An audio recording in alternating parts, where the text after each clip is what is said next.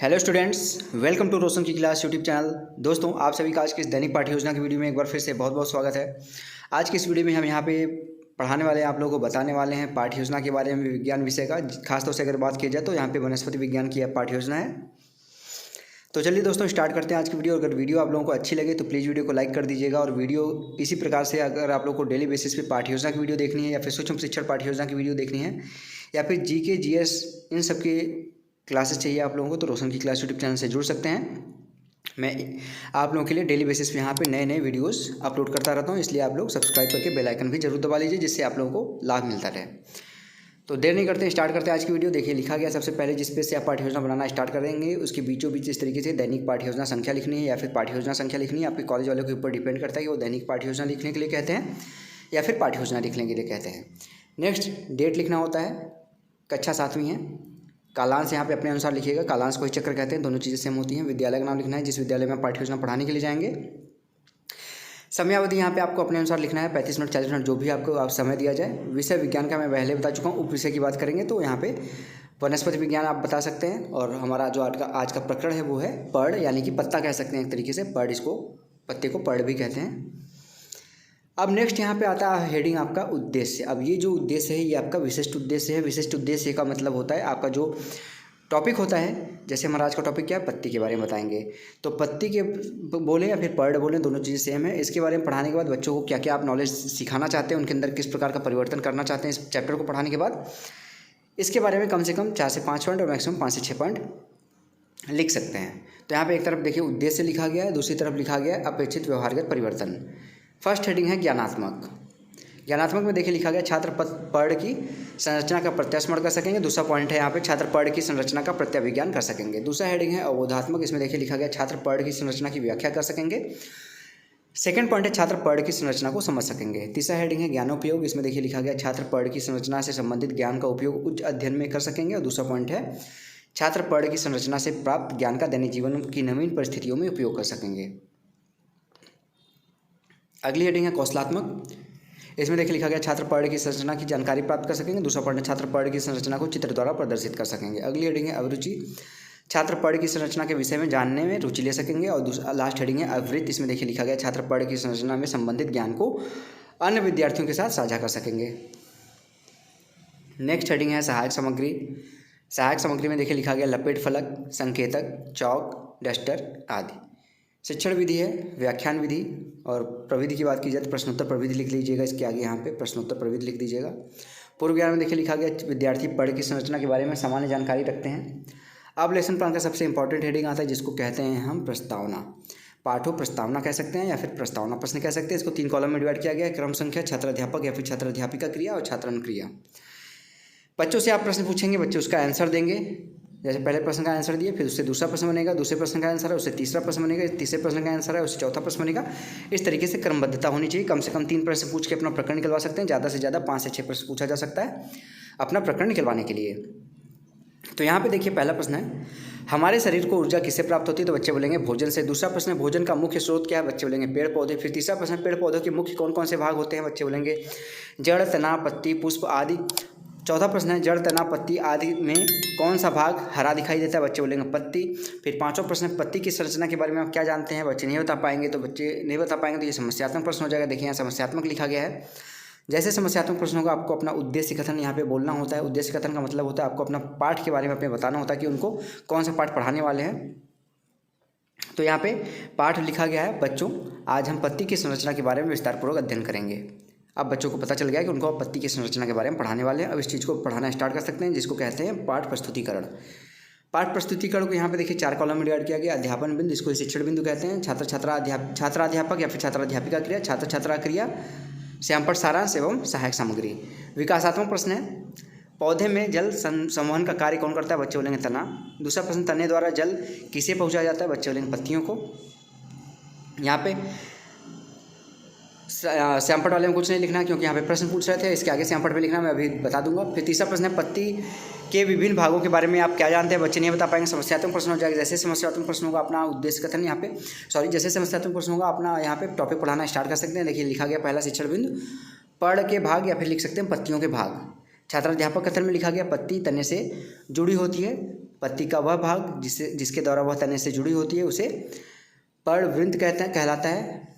ठीक है, पत्ती के चपटे हरे भाग को पर्णफलक कहते हैं। पत्ती के चारों ओर के किनारे पटल कहलाते हैं। पत्ती की कठोर, चिकनी, रेशेदार, रोएदार, खुरदरी आदि हो सकती हैं। पत्तियां इस तरीके की हो सकती हैं। पत्तियों की रेखित संरचना को सिरा कहते हैं। ये संपूर्ण पर्ण में यानी पत्तियों में फैलकर संवहन का कार्य करते हैं। ठीक है, अब इसके आगे देखिए बोध प्रश्न आता है। बोध प्रश्न देखिए, प्रश्न पूछा गया यहाँ पे पहला, पत्ती तने से किस भाग से जुड़ी होती है? तो बच्चे बोलेंगे पर्णवृंत से जुड़ी होती है। दूसरा प्रश्न है, पत्ती के चपटे हरे भाग को क्या कहते हैं? बच्चे बोलेंगे पर्णफलक कहते हैं। फिर से विकासात्मक प्रश्न पूछेंगे आप, पर्णहरित पौधे की किस भाग में उपस्थित होता है? बच्चे बोलेंगे पत्तियों में। दूसरा प्रश्न है, पत्ती की रेखीय संरचना क्या कहलाती है? बच्चे बोलेंगे सिरा। तीसरा प्रश्न है, पत्तियों में सिराएं किस प्रकार फैली होती हैं? बच्चे नहीं बता पाएंगे, समस्यात्मक हो जाएगा। तो अगला शिक्षण में यही रखिए, सिरा विन्यास। छात्राध्यापक कथन में देखिए लिखा गया है, पत्ती के मध्य में एक मोटी सिरा होती है, इसे मध्य सिरा कहते हैं। पत्तियों पर सिराओं द्वारा बनाए गए डिजाइन को सिरा विन्यास कहते हैं। यदि यह डिजाइन मध्य सिरा के दोनों ओर जाल सदृश हो तो यह जलिका रूपी कहलाता है, जैसे आम, अमरूद आदि। तथा यदि पत्तियों में ये सिराएं एक दूसरे के समांतर हैं तो इसे समांतर सिरा कहते हैं, जैसे गेहूं का, जौ का, बाजरा का, etc एक्सेट्रा। श्यामपट पे भी यहीं से रिलेटेड टॉपिक पॉइंट लिख दीजिए। पत्तियों के मध्य भाग में एक मोटी सिरा होती है जिसे मध्य सिरा कहते हैं। सिरा विन्यास के प्रकार जलिका रूपी तथा समांतर सिरा होती है। फिर से बोध प्रश्न आता है। बोध प्रश्न देखिए पूछा गया पहला प्रश्न, सिराओं द्वारा बनाए गए डिजाइन को क्या कहते हैं? बच्चे बोलेंगे सिरा विन्यास। दूसरा प्रश्न है, समांतर सिरा विन्यास वाले पौधे के नाम बताइए? बच्चे बोलेंगे गेहूं, जौ, बाजरा आदि। फिर से विकासात्मक प्रश्न है, पौधे के किस भाग में भोजन का निर्माण होता है? बच्चे बोलेंगे पत्तियों में। दूसरा प्रश्न है, पर्ण में क्या यहाँ पे उपस्थित होता है? तो बच्चे बोलेंगे पर्णहरित। उपस्थित यहाँ पे लिख दीजिएगा, पर्णहरित।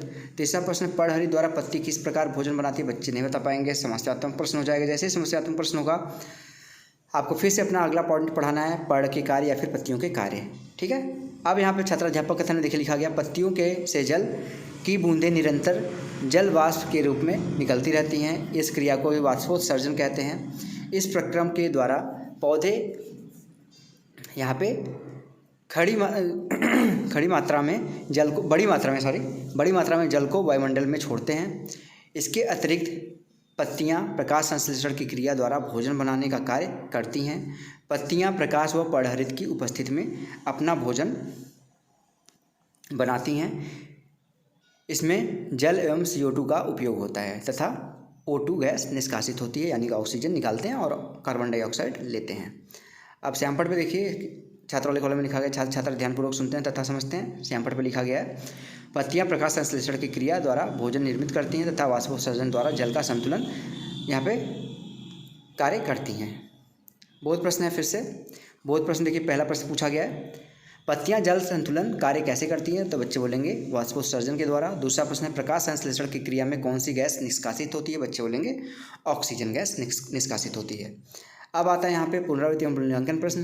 तो पुनरावृत्ति प्रश्न देखिए, पहला प्रश्न पूछा गया है, प्रकाश संश्लेषण की क्रिया हेतु क्या क्या आवश्यक होता है? दूसरा प्रश्न है, पर्णवृंत क्या होता है? तीसरा प्रश्न है, मध्य सिरा किसे कहते हैं? चौथा प्रश्न है, सिरा विन्यास के बारे में बताइए। तो ये हो गया कंप्लीट आपका पुनरावृत्ति एवं मूल्यांकन प्रश्न। लास्ट हेडिंग आता है आपका गृह कार्य यानी कि होमवर्क। बच्चों को आप पढ़ा लें तो लास्ट में होमवर्क जरूर दें, जिससे आपके द्वारा पढ़ाए गए चीज़ों का जो आपका उद्देश्य था वो पूरा तभी होगा जब बच्चे घर पर जाके खुद से उस चीज़ को रिवाइज करेंगे। और रिवीजन का सबसे अच्छा कार्य है गृह कार्य देना। तो गृह कार्य जरूर दीजिए बच्चों को, और एग्जामिनर भी देखता है कि आप पढ़ाने के बाद गृह कार्य दे रहे हैं कि आप नर्वस हैं और पढ़ाने के बाद भाग जा रहे हैं अपने सीट पे। ऐसा नहीं होना चाहिए, नर्वस मत होइए। लास्ट हेडिंग होती है गृह कार्य, आप सभी को पता है। तो गृह कार्य जरूर दीजिए बच्चों को घर से करके लाने के लिए। तो यहाँ पे देखिए दिया गया बच्चों को घर से करके लाने के लिए एक प्रश्न, पर्ण की संरचना या फिर पत्तियों की संरचना कह सकते हैं, पत्तियों की संरचना तथा कार्यों सहित समझाइए। तो बच्चे इसको अपनी कॉपी में नोट करेंगे और आप क्लास में घूम के निरीक्षण कर लीजिए कि बच्चे आपके होमवर्क जो दिए हैं वो होमवर्क नोट कर रहे हैं कि नहीं कर रहे हैं।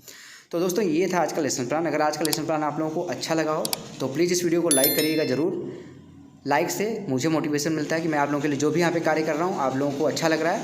और अगर इस वीडियो की आपको PDF चाहिए तो रोशन की क्लास टेलीग्राम चैनल से जाके बिल्कुल फ्री में डाउनलोड कर सकते हैं इसकी PDF। और ऐसे ही डेली बेसिस पे अगर वीडियोस देखनी है आप लोगों को लेसन प्लान से रिलेटेड, माइक्रो टीचिंग यानी सूक्ष्म पाठ्य योजना के से रिलेटेड किसी भी कौशल की, किसी भी क्लास का और किसी भी विषय का, तो आप लोग रोशन की क्लास यूट्यूब चैनल से जुड़ सकते हैं। नीचे सब्सक्राइब बटन उस पर क्लिक करके सब्सक्राइब कर लीजिए, साथ ही साथ बेल आइकन जरूर दबा के रखिए, जिससे मैं आप लोगों की हेल्प के लिए कोई भी वीडियो यहाँ पे अपलोड करता हूँ तो उसकी नोटिफिकेशन आप तक पहुँचती रहे। तो फ्रेंड्स, मिलते हैं नेक्स्ट वीडियो में, तब तक के लिए आप सभी का बहुत बहुत धन्यवाद। जय हिंद, वंदे मातरम।